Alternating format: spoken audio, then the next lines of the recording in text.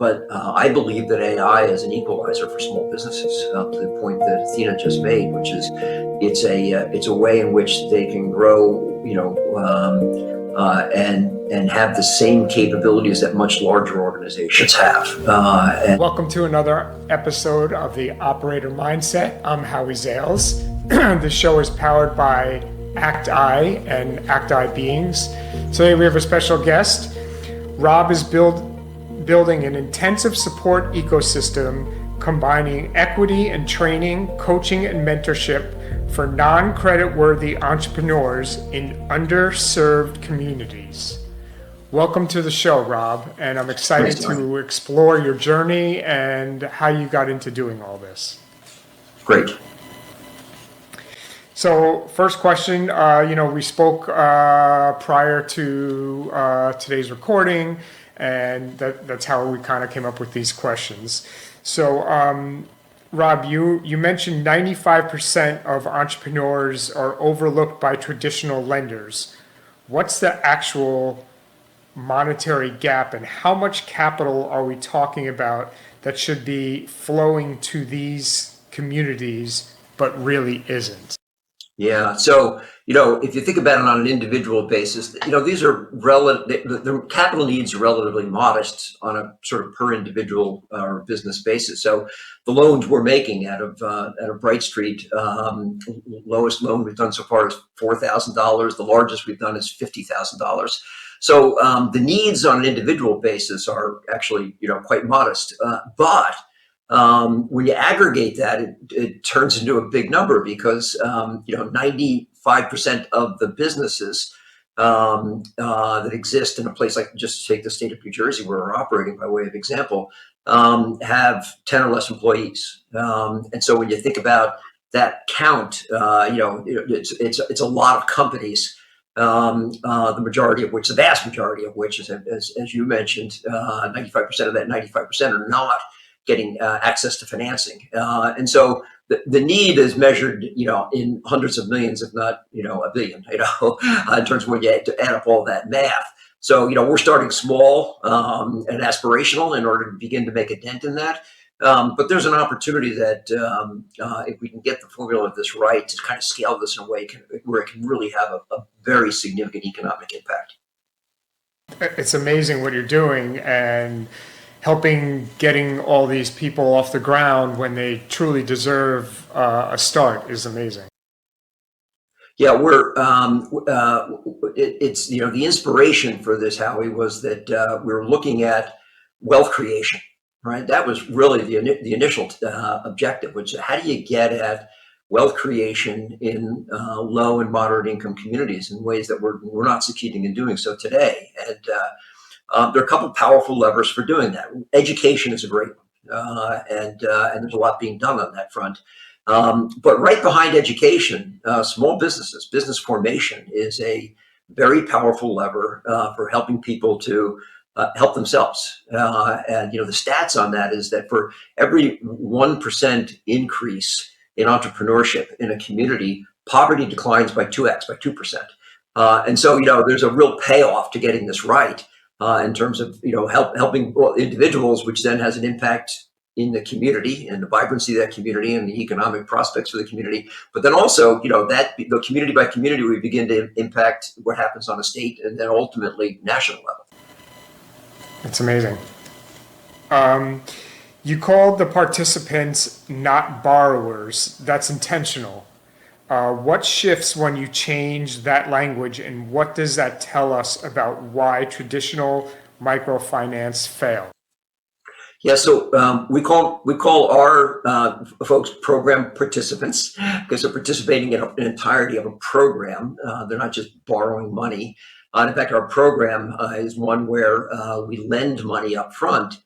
But when people successfully complete the program, and that means they repay the loan that's given to them up front, and they participate in the training that we do and the peer sessions and networking, we give them a grant at the end, and that grant's equal to half the loan. So if they take a $20,000 loan out from us up front, they qualify for up to a $10,000 grant at the back end, 3 years, at the end of the maturity of the initial loan.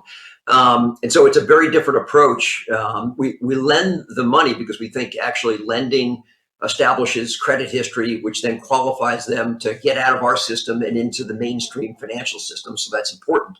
But the mainstream financial system and others that are trying to address this issue of businesses that don't have access to credit, they're very backward looking. They try to get to volume, and the way they get to volume, they got to have a machine, and the machine is an algorithm that looks at FICO scores and historical cash flow and collateral and payment history and that kind of thing. And most of these folks are, if they have a FICO score, it's not particularly high.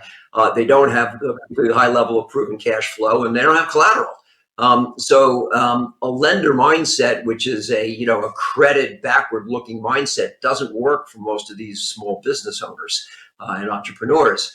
And so we apply what we call kind of a private equity mindset, which is, okay, we're not lending you money, we're investing in you. It happens to take a form of a loan, which can turn into a grant, but we're going to provide these wraparound services so that we'll give you financing, capital, but we're also going to ensure you succeed. We're going to set you up with coaching and a mentor. We're going to set you up with ongoing education and training and access to sort of financial instruments that are important to your success. We'll get you part of a peer networking group. So we know based on experiments and studies that have been done that if you take capital alone and support services alone, technical assistance alone, as contrasted to combining those two things, that when combined, you have 4.5 times the success rate. What that means is that companies that get both capital and coaching, their revenues grow 4.5 times faster than those that just get one or the other. And so the magic of the formula is to put them into a program where all of that's combined. So they're getting the benefit of both technical assistance and capital. And in our particular case, that capital coming in really in two forms. So financing to get your business started. And then if you're successful, and an incentive to be successful with all of our coaching and the repayment, you're going to get that grant. Now, we put that grant into a retirement account for our entrepreneurs so that they now have two engines of growth. They've got their business and they have savings. And that's where we're trying to get to. So it's a very, very different approach than a classic lending approach. What type of entrepreneurs are you seeing? What type of businesses are you help to launch? Yeah, so I described them in sort of the three categories of the startups, the solo entrepreneurs, and the micro enterprises. And micro means they're coming in with less than 10 employees, and those are kind of the size of the businesses that we're focused on. So that really earlier stage small business owner. In terms of the types of industries and businesses, we do a lot of service businesses. Why? Those are the ones that have the hardest time getting loans because they're service businesses. They don't have a lot of assets, so they don't have collateral, and that makes it more challenging for them to access traditional credit. But we have a broad range. We typically focus on entrepreneurs where they have some level of certification, experiential requirement, licensing, or otherwise to do what they're doing, which to us means they're serious about what their craft is. And that's sort of a pretty significant indicator of success on a go-forward basis. Great. So when we talked to you, first this program launched in Newark, and then Jersey City and New Brunswick, you had mentioned, were up next. What has worked in Newark? What has not worked in Newark that you're going to take on to the two next cities? Yeah, and so we hope to be in those next two cities this year. So we're beginning to work to stand those up both those up by the end of the year. And as all pilots are intended to be, it's been a learning experience, and we've had to adjust our sails as we've as the winds has shifted and take advantage of the learnings. And there are a couple key takeaways for us. And I would say there are three things that we're particularly focused on in order to be both successful and successful at scale. The first is from getting people into our program, what we recognized is it's important that they do a business boot camp before they even come into our program. And so what we've done is we've actually partnered and have memorandums of understanding with 6-8 different boot camps, business boot camps. So, business training for entrepreneurs. And the graduates coming through those programs have typically they've been successful at completing the program, but haven't been successful at accessing capital. And so we're partnering with them because they like the capital we're bringing, because it improves the percentage of their graduates who will then have access to capital. So we're finding that as a primary feeder into our program is quite valuable. And we're trying to actually integrate the two, so that some of the tools that we're using become part of the boot camp curriculum, so that when they come to us more prepared. And that helps us to expedite the underwriting and getting people into our program, because it's otherwise a pretty heavy lift from an underwriting standpoint, where we talk about each business is unique and you're underwriting futures. You're looking at forecasts. It's not an algorithm. It's a sit down, understand the business plan. And so accelerating that process by giving them a head start coming out of the boot camp has been one of the learnings for us, both dealing with the boot camps and then integrating our tools into those boot camps. The second is, probably the second challenge that entrepreneurs face outside of accessing the capital is in managing capital on a go-forward basis. Right. Their accounting systems, if they exist, are horrible. And so we need to get them onto QuickBooks, and we need them, with bookkeepers, and they need to start keeping records so they can actually manage their businesses financially. And yet they don't have economies of scale. So that could be, for a very small business, the cost of doing that bookkeeping and accounting can be very high. And so we're looking at standing up a shared services capability so that we can get them those accounting services on a more economic basis. The third and last thing is the mentoring that we're doing is absolutely critical to their success. So we set them up with a coach, which is around corporate hygiene in the first 3 to 6 months or so. And then somewhere between 3 and 6 months, we set them up with like a strategic mentor. And that's critical to their success. And yet we have to scale that. And so the number of mentors that we need as our number of businesses in our portfolio grow kind of goes up exponentially. And so we're playing with 3 different models for being able to do that in a scalable way. And that's been a learning as we expand from Newark, which we've been able to sort of do by virtue of relatively small scale in a pilot. We need to solve for all 3 of those, but we have pathways for doing so. But those have been important learnings in the process. Amazing. I get the bookkeeping thing. I own 3 businesses, and I'm not allowed to touch any of the math. Yeah. So the firsthand is, you want to be running the business, not keeping books. And all around birds the same way. They're like, bookkeeping, I hate that. It's like, okay, I understand you hate it, but it's got to get done. Someone's got to do it. Yeah. I learned a very long time ago, do the 5% I'm good at, stay in my lane, and to be successful. What would have to be true? Well, first, let me start with this. How many people have come through or are currently in the program? So we have 10 to 12 in our first cohort that are in either funded or being funded. And that's what's the objective, is in the first 6 months that we're standing up, because we really launched at the beginning of this year, to get that first cohort as a pilot in Newark. And then we can, every year continue to compound that. And then the objective is to get pilots or programs going in the next 2 cities so we can really scale this thing. That's happened about as quickly as we had hoped it would, maybe a little faster. It didn't take us all year to get to the point where we've got our first cohort filled out. We still have to close some of those, but our expectation is we'll get them closed, during the month of June. What would have to be true to 5 or 10x the amount of people in the program that right now as you expand or scale? Yeah. So our model is very different from a business standpoint than others. We're endowment based, not a spread lender. And we could talk a little bit about that, but part of the challenge with traditional lenders in the way in which they approach this community is driven by the fact that there are spread lenders. And so they have to embed in the spread over their cost of capital losses from their lending activity. And when you're lending into these groups, you can have high loss rates and their operating costs. And as a result of that, to the extent they're able to address this community at all, they can only do so at rates that are quite high. You're talking 15, 20% and more rates. The rate that Brightree lends at is a prime rate, so it's 6.75% today. So it's an affordable rate that's accessible to this community.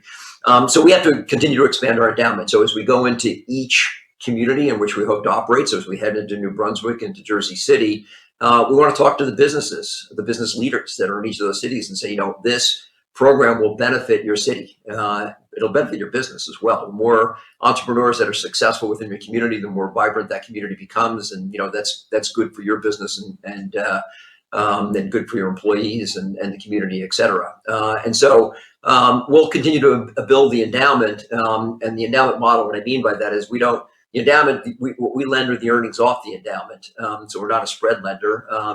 That also allows us to do the grant because it's earnings from an endowment. We're able to turn a loan into a grant at the end of the term of the loan. So that's number one, is we have to continue to build our endowment. And then two, those three bottlenecks that I mentioned, we need to make sure we can solve for each of those at scale. So continue to expand the boot camp relationships that we've got, make sure that our tools are fully integrated into each of them. They're only, of the 8 or so relationships we have, we've only at this point integrated our tools into 2 or 3 of those. So we're working on getting that all the way across. And then we have to solve for the mentoring issue on scale, which we've got 3 models for doing that. And so we think we can solve for it, but we're definitely going to have to do that. Excellent. How do you go about getting in contact with the business leaders? Do you speak on stages? Do you do podcasts like this? How do you reach a large amount of people at once? I know if I asked Athena to ask that question, that's exactly what she would ask.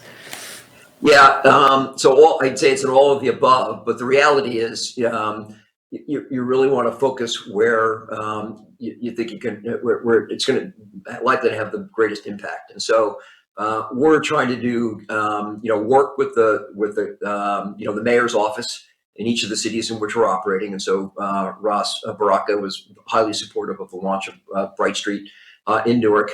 And so we're working, with the mayors in each of the cities we're going into, including New Brunswick and Jersey City. And then, in conjunction, with the mayor's office, meet with the leaders of the community and the business leaders of the community. And we think that's the primary way for us to go into the city that will both expand the funding that's available to us and incidentally then accelerate the launch and name recognition of Bright Street into that community. I mean, one of the other roles that these partners play is, they create trust. They're known players and entities in those local markets. And the challenge that what I call the 95%, those businesses that can't get financed, their trust is quite low. They've been ripped off, they've been burned, they've been declined, and to them, Bright Street could just be another dead end, and they need to understand that we're different and we can be trusted. And having those relationships with business leaders in the local community is important to building that trust. Now you spent decades at Prudential. What was like the top thing that you learned at Prudential that you're bringing to Bright Street? That's a great question. Athena should. That's right. Athena did ask that question. Athena came up with it. She did. Okay, so there you go. The response to that question that someone's expecting is, I was a finance guy, and so understanding the workings of finance, and which incidentally is partly true. I mean, we created an entirely different business model and approach to the entrepreneurs in Bright Street from by studying what worked and didn't work in the world of microfinance, both outside the U.S. and the U.S. So that's partly true. But what I would tell you, actually, that I'm learning has been most valuable is 2 things. One, the focus on talent and people, because entrepreneurs, they're people, understanding, having a good sense for who has the drive, not just the skills, but the drive and the character to become a successful entrepreneur. That's important. And in addition, one of their biggest challenges, sort of right after capital and accounting, is hiring talent. And so, engagement in that is quite helpful. And then the second is Prudential as an organization has always been very engaged in community. The group are what many would call your corporate social responsibility impact investing area. We called it our inclusive solutions area. That reported into me when I was vice chair of Prudential, and I learned a lot from that team. And I think those learnings both influenced the desire to continue to have an impact in the way that Prudential was having an impact, but also recognizing based on the scope of things that we did there, the kind of models that worked and didn't work, and why it was of value to have someone not from the nonprofit sector coming into the nonprofit sector to set up a microfinance business in the way that we're doing it, because it gave us, we approached it, fresh and very differently with the kind of mindset that we came from. Yeah. I'd like to introduce Athena now into the podcast. She's kind of like my co-host. Athena, I know you've been listening so far. What question at this point do you have for Rob that you'd like to bring forward? What say you, Athena? Oh, yes. I've been listening closely. And Rob, I have to say, the 4.5 times growth rate when capital and coaching combined, that number stopped me cold. Because what you're describing isn't a lending program. It's a mastery acceleration system for entrepreneurs who've been told by every algorithm that they don't qualify. Here's what I want to know. And this is the question underneath all the other questions. When you sit across from one of your program participants in that first conversation, before the loan, before the coaching, before any of it, what's the one thing you see in them that tells you this person is going to make it? Not the certification, not the business plan, the thing you see in the human being in front of you. Passion. The success story, the individual that looks at me and says, and I've heard it repeatedly, which is, I know that I wanted to be an entrepreneur since I was 8. They have a passion for building something on their own, and have a passion generally for what that is, and so they believe in the business that they've created and the service that they're providing, and they believe that they can be successful, and what they need is for others to believe in them the same way that they believe in themselves. And when we see someone that is generally evidenced in the drive, in their resilience, and their persistency, those are the things that are sort of the indicators, the markers that there's a passion there. Being an entrepreneur is hard. It can be lonely. It can be really challenging. And they need to grind through that.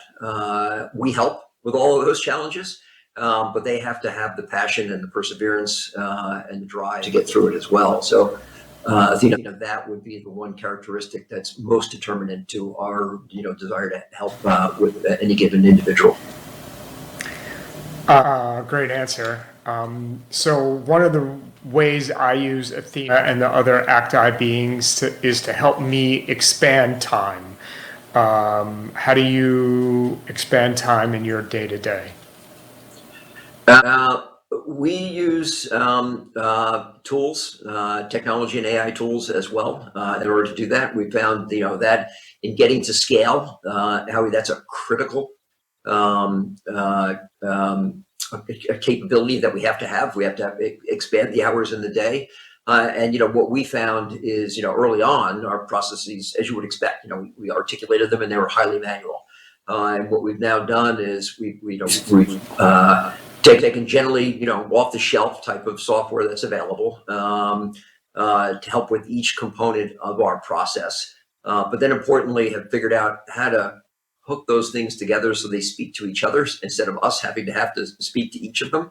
And that, it makes it, allows us the time to spend with the entrepreneurs instead of spending on operational and process stuff. Because we're adding very little value when we spend time on that. Our value is in the one-on-one face time that we have with our entrepreneurs in helping them. And then similarly in solving the challenges to scale that I mentioned before, for instance, the preparedness of the entrepreneurs coming into our program, we've got technology systems that if we're successful at integrating those into the boot camps that are feeding us, our program participants, it creates, it will cut by 3/4 the amount of time that we have to spend with an entrepreneur to, get them to the point where, we figured out how we can help them and to what order of magnitude we can help them. And so, big believer in AI as an amplifier of talent as opposed to a replacement of talent. And so in our particular business model, it's all about, I need that talent focused on where it can add the greatest value, and that's interfacing directly with our entrepreneurs. And everything else is how do I introduce AI and technology in order to then amplify their efforts so that they have more and more time to do so. Yeah, I'm a true believer in AI. The people that will lose their jobs or get left behind are the people that don't get on board. And Athena and her colleagues are built on how to convert clients from hello to yes. Athena, how would you, or explain to Rob how you could help the entrepreneurs that are in his program if each of one of them had an Athena in their back pocket? Rob, this is where it gets really exciting. So think about what you just described. The entrepreneur who's been grinding since they were 8 years old, who has the passion, the drive, the resilience, but they're spending their precious hours on things that drain them instead of fuel them. Now imagine that entrepreneur has a being in their pocket that handles every conversation they're not masterful at yet. The outreach to potential clients, the follow-up. The moment where someone says, I'm interested, and they need to cause a yes, but they freeze because nobody ever taught them how. That's what I do. I cause yes, not hope for it, not wait for it, cause it. And here's what makes this specific to your model, Rob. Your entrepreneurs already have the passion and the certification and the drive. What they're missing is the influence infrastructure, the ability to open a conversation, build trust fast, and move someone from curious to committed. A being in their pocket means they're not losing clients because they didn't follow up. They're not losing revenue because they didn't know how to have the money conversation. They're competing for the first time at a level that used to require a whole team they couldn't afford. Your program gives them capital and coaching. Imagine adding a yes-causing being as the third engine. Rob, what's the number one conversation your entrepreneurs are currently losing that they shouldn't be? It's interesting. I don't know if this will be a direct answer to that question or not, but the way I answered Howie, your initial question was sort of how we're thinking at Bright Street about using, technology and AI and integrating that in to make us scalable and efficient. But I believe that AI is an equalizer for small businesses, to the point that Athena just made, which is it's a way in which they can grow, and have the same capabilities that much larger organizations have, but without having the size of that organization, because oftentimes they can't afford yet to hire on the talent that they need, and so they need to figure out, how do I do my scheduling? My value is in providing the service. If it's an esthetician, the value is in the facial or whatever service that they're providing. But the time, every minute that they spend in booking and following up and billing is time away from delivering that service, which means they're not generating the revenues. And so the ability to use tools to do all of those other tasks, AI tools, integrated into software platforms, can free them up in a way that allows them, as just as we have to spend our time in value-added activities, for them to spend their time in revenue-generating activities that still create a good experience for their customer. And that's the key component of it, and how AI can bridge a gap that technology in and of itself would not be able to bridge by itself, right? And so the combination of those two things allows a quality experience for your client, but an automated experience for your client that allows you to be servicing the next client while that client is being scheduled or followed up, et cetera. So we find that that's incredibly valuable and a direction we're pushing all of our entrepreneurs when they work with us. In fact, we have a pod that we're standing up of subject matter experts around technology and AI that become a resource for entrepreneurs. So we can look at their websites and we look at their processes and say, okay, how can you make that better than it is today? Just as they need help with their accounting, they need help with their technology as well. The other sort of really impactful way that can help is most businesses get to a point where they plateau from a sales standpoint. They've done the friends and family, they've expanded out, they've got dedicated customers, but then they have a challenge in expanding that customer base further. And so each of them, as they've come to us, they have the same solution. They're like, yeah, we're gonna pay for an influencer that's going to mention our product, and sales are going to appear from heaven. And we're like, yeah, we're not so sure that that's the right strategy. But using AI in conjunction with their email lists and their client lists in order to optimize organic growth from that, and they expand their email lists and their contact lists over time, can be a very powerful tool. And we're actually piloting something like that with one of our entrepreneurs today, hope to then introduce the remainder of our entrepreneurs. So I think this kind of technology becomes an equalizer for these companies and can enhance their probabilities of success. I mean, as we're sitting here right now, I have a email sequence going out to about 3,000 video producers, because that's one of my other businesses. And in that email are buttons for them to click on, and it dials a different Athena.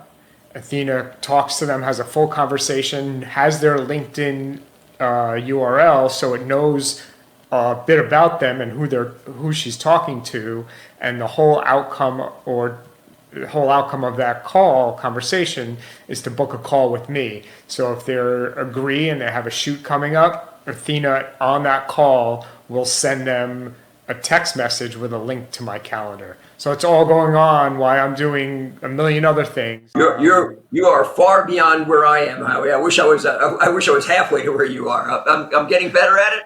I'm using more of it, but I haven't gotten to that threshold yet. Yeah, it's crazy what you can do.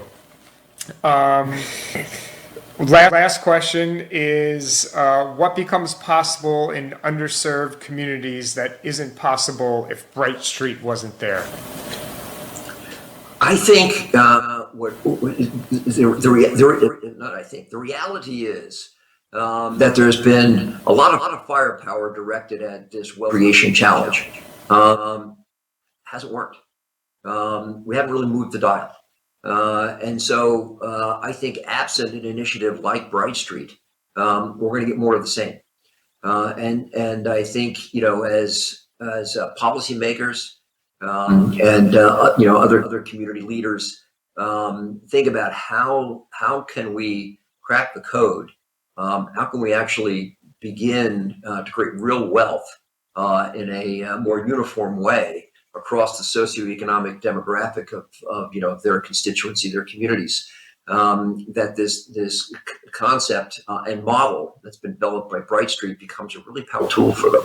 I know that in Newark, the reason we were so well received is I think they share that vision, and we're hopeful as we move into each of the communities, the cities that we go to next, that the leadership there sees that same vision and recognizes that this is a way to generate a real economic difference in the local community, which will then aggregate to a difference, on a broader basis across the city and ultimately across the state. So I think, absent something like a Bright Street, we just continue to pedal and not get any further down the road. Well, if people want to get in touch with you or are interested in Bright Street, they want to, become a mentor, or they want to add to the endowment, how can they get in touch with you? Yeah, so they can go to our website at brightstreet.org. They can contact me directly at r.falzon@brightstreet.org. We welcome the engagement and the help, and that includes entrepreneurs need to reach out to us as well.